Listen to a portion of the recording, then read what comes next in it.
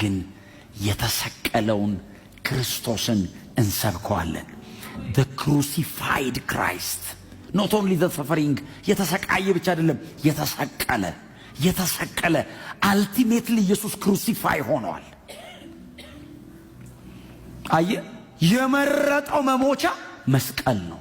መስቀል ማለት በዘመናት መካከል እጅግ በጣም ክፉ የተባለው አሟሟት መንገድ ነው።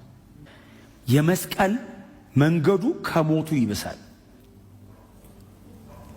አብ ከሰማይ ጨከነ ብዙ ልጆችን አይደለም የሚለው ቁጥር 10 ብዙ ልጆችን ወደ ክብር ለማምጣት እኮ ነው የሚለው። እኛን ወደ ክብር ለማምጣት አንድ ልጁ ላይ ወሰነ። እግዚአብሔር የጨከነው እኔን አይቶ ነው። ድነት ይሄ ነው። ሲቃዩ ይሄ ነው። መከራው ይሄ ነው።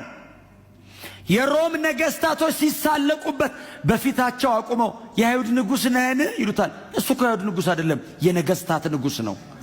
የምድር ነገስታት እኮ ገዢ ነው። ነንዴ ይሉታል።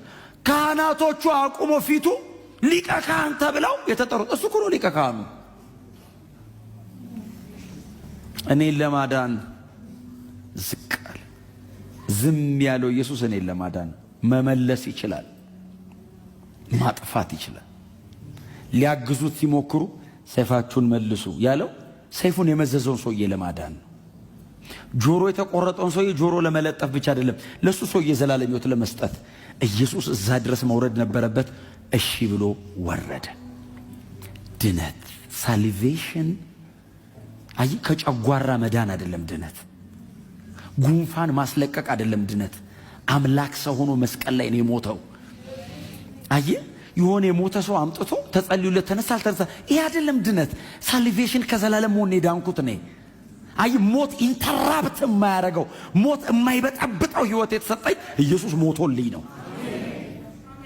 ሞት ለምንድን ነው የማያስፈራ? ኢየሱስ ሞታ ሞትን ይዞት ሞተ። የንጽህናውን መጠን ይኸውና የሰው ልጆች የኃጢአት ጥልቀት ይኸው ኢየሱስ የዚያ የኃጢአት ጥልቀት ውስጥ የገባው በዛ ንጽህናው ነው። ኃጢአት የማያቀውን እርሱን ኢየሱስ ኃጢአት የማይሰራ አይደለም፣ ኃጢአት የማያቅ ነው። አያቅም ኃጢአት። የንጽህናው በሰው ቋንቋ ሊብራራ የማይችለው ኢየሱስ ኃጢአት ሆነ። እኔ አይደለም ያልኩት፣ ገላትያ ምዕራፍ 3 ኃጢአት ሆነ። በዚህ አንደርስታንዲንግ ተከተሉት። መሰቃየቱና መሞቱ ሁሉ አይናችን ፊት ይምጣ።